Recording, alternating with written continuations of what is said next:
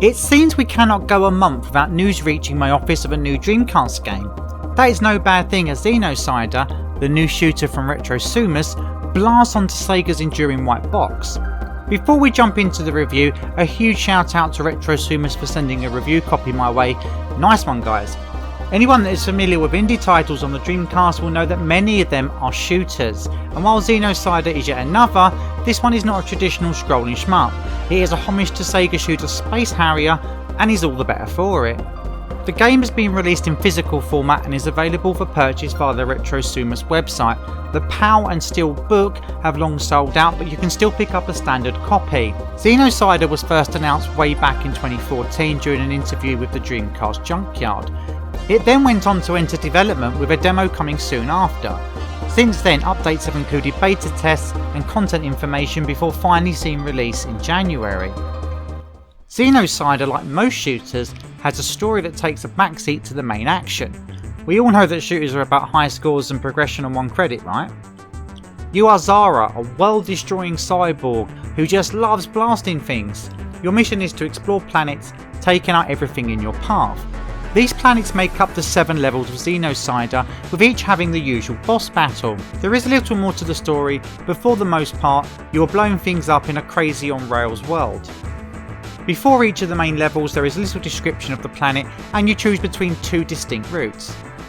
This instantly made me realise that there is longevity to this seemingly shallow blast fest. With different branching paths you can play through the game in a few different ways. Although the end level boss is the same for each path, it does give you more enemy patterns to learn.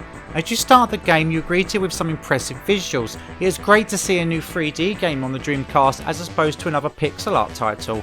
The graphics during these brief scenes are very reminiscent of the cutscenes you would expect of early Dreamcast games. You can see the level of detail the developer has put into this title. It is most commendable. There are several modes in Xenocider, but you only start with the standard story mode. In this mode, you make your way through the levels with limited lives. Xenocider is hard, very hard, and you will do well to clear all the levels on your first go. Like any shooter worth its weight, you must practice. So it's a good thing that there is a practice mode that allows you to replay levels you have cleared in the story. This will come in particular handy later on when the bosses are not always obvious and you need a few goes to learn the pattern. After clearing the main game, new modes open up, one being a harder difficulty and 2 mini-games that add value to the main content. More on these later, but suffice to say that this feels more like a licensed release than any other indie game I've ever seen. Between the levels there are bonus stages that are simple shooting galleries. Clear all the enemies and you're rewarded with extra upgrade points to spend on Zara. There are several abilities that you can upgrade as you play through the game. Extra upgrade points are also awarded for finding the hidden Dreamcast power up in each level. Deciding on what to upgrade will depend on your playstyle, but I recommend getting extra shields first. After that, start powering up your weapons. There is plenty to get your teeth into with the 2 mini-games that are unlocked after getting so far in the main game. The first is a Space Harrier clone that oozes nostalgia. Just like the Sega Classic, you fly into the screen and fire at everything that comes your way. It plays just like its inspiration and feels like a game all on its own. This mini-game is very addictive and also difficult. The end of stage bosses are brutal but fair, and anyone who loves a challenge will get a real kick from it. The second mini-game is a res-like shooter with wireframe style graphics. It plays similar to the bonus stages from the main game and your aim is to survive and score high. There is a lot of content in Xenocider and you also have a few achievements to unlock. It feels like 3 games in one at times. Shooter fans and casual gamers alike will have lots of fun working their way through it all. My only criticism of the overall gameplay is the main levels feel short at times.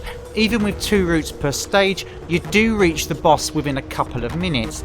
This is not always bad as the game is clearly aimed at those who enjoy repeating levels to improve their scores. Those looking for a long adventure may want to give this one a miss, but arcade junkies will feel right at home with the game length. One of the more interesting features in Xenocider is the control system. Anyone that has played Charge and Blast on the Dreamcast will understand the concept. Your analog stick aims your weapon while the triggers fly you left or right. If you have not played a game with this setup before, it may take a moment to get your head around how it works. The face buttons consist of jump, auto fire on off and your secondary powers. Depending on the loadout you choose at the start of each level, the secondary powers are a shield, nukes and extra shots. What you choose will depend on your playstyle and the boss you're about to face. The controls feel tight, but there is some odd collision detection at times. Nothing that spoils the gameplay, but the third level has some odd enemies that are hard to avoid. With practice, however, you will start to overcome these slight flaws. Moving Zara around feels solid, and the gentle auto-aim really helps to make the shooting accurate. You get a real buzz as you clear the levels. The later ones are tough and it will take a few goes before you crack it. After a couple of days play, I found myself wanting to clear the first level without taking any damage. Xenocider is a pure arcade title that makes no apology for the difficulty, and it forces you to improve. One of the standout features is how compatible it is with the Dreamcast's array of peripherals. Most will be fine using the standard controller, but in true retro fave style, I felt compelled to try Xenocider with the official arcade stick, twin stick and ASCII FT controller. The fact that this game is compatible with the twin stick is like a gift from above. We have been blessed with another title that works with this hallowed of controllers in Xenocrisis from Bitmap Brothers. Having yet another indie title that I can use with this behemoth is refreshing, given how few licensed games took advantage of it. Starting with the standard Dreamcast controller, having the analog triggers on the top feels great. You can almost feel yourself leaning into the shoulder buttons to swoop left or right. The sticks aim well, and the spacing between the face buttons means you have great control and everything makes sense. You can understand right away why Retro Sumus chose the control system as soon as you start playing. Using the ASCII controller was also decent. I did have to remap the controls to suit the 6 face button layout, but the accuracy of the D-pad was immense. Once I got used to having swoop left and right as face buttons and not shoulder triggers, I was blasting away again.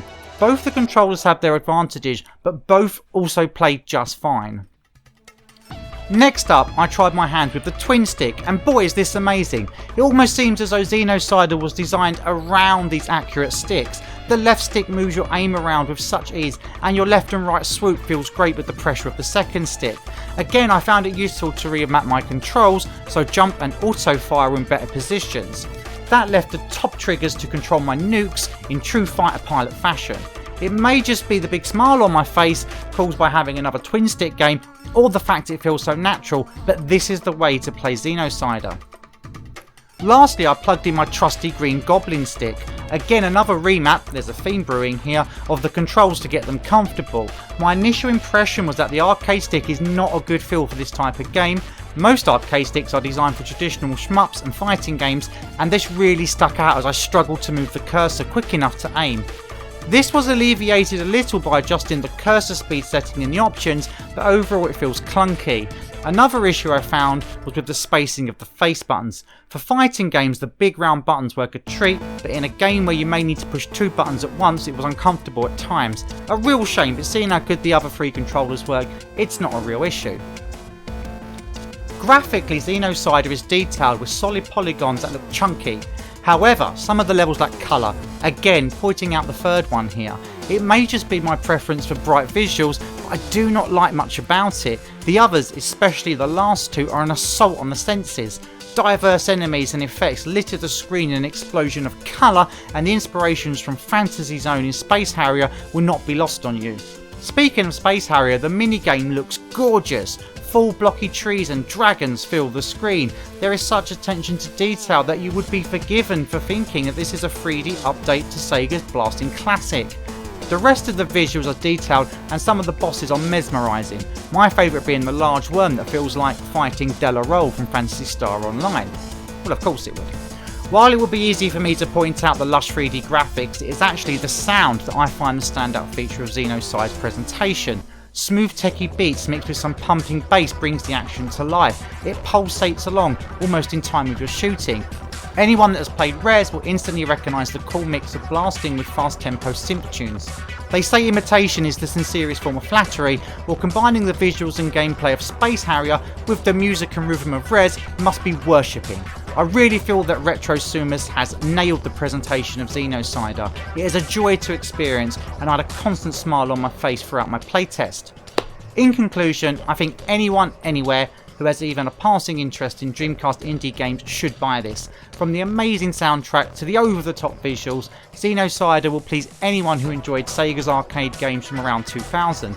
Those that enjoy a Chuff challenge will find it here, especially on the hard mode. I'm thrilled that Xenocider has made it through its development unscathed, and hopefully this will be the first of many Dreamcast games from Retro Sumus. The fact that such a strong title has come right off the back of Xeno Crisis just shows how lucky we are. I've been Retro Faith, thanks for watching, keep it retro.